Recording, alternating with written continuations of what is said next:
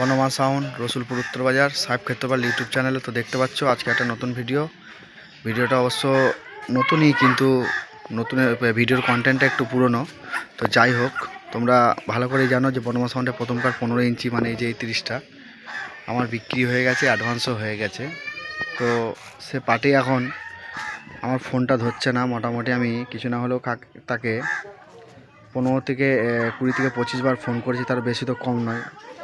তো যাই হোক, সে পার্টি অ্যাডভান্স করেছে, সে এখন মালটা নেবে কি নেবে না সেটা তো আমাকে জানতে হবে, এবং সে ফোনটাও ধরছে না। তো যার কারণে বলছি, যদি তুমি নেবে বা নেওয়ার ইচ্ছুক থাকে তাহলে আমাকে অবশ্যই ফোন করো।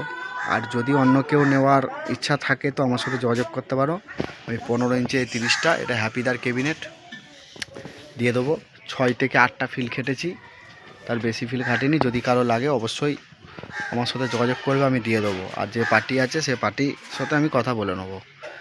যদি সে পার্টি নেওয়ার ইচ্ছুক থাকে তাহলে সে আমাকে ফোন করবে। আর যদি সে ফোন না করে, যদি অন্য কারো যদি লাগে তো আমার সাথে যোগাযোগ করতে পারো, আমি তাকে মাল দিয়ে দেবো। 15 ইঞ্চি 30, এটা প্রথমকার 6 থেকে 8খানা ফিল কেটেছে। এটা হ্যাপিদার হাতের ক্যাবিনেট।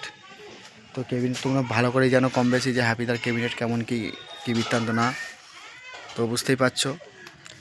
তো যাই হোক, অনেকেরই প্রশ্ন হবে যে দাদা এই মালটা বন্ধ করে দিলে কেন, বা অন্য মাল কেন করলে। অন্য যে মালটা করেছি সেই মালটা একটু অন্য পদ্ধতির করেছি, যার জন্য এই বক্সটা বন্ধ বা বেচে দিতে ইচ্ছুক হয়েছি। তো যাই হোক, যদি কারো লাগে তো আমার সাথে যোগাযোগ করতে পারো। চলো দেখাচ্ছি ফুল বক্সটা। পাচ্ছ যে পেছনে যে ডিজাইনটা ছিল, এটা অনেকে বলছিল যে মাইকা চেঞ্জ করেছি। মাইকা চেঞ্জ করলে তো তাহলে তো দেখাতে পারতাম না দুটো মাল একসাথে।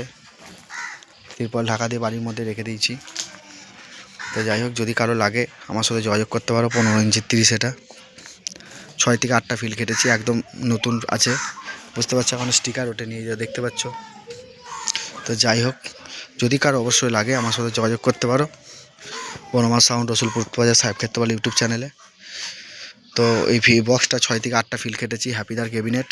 যদি কারো অবশ্যই লাগে তো আমার সাথে যোগাযোগ করতে পারো। আর যদি আমার যে পার্টিটা অ্যাডভান্স করেছিলে সে যদি নাও তাহলে অবশ্যই আমাকে ফোন করবে।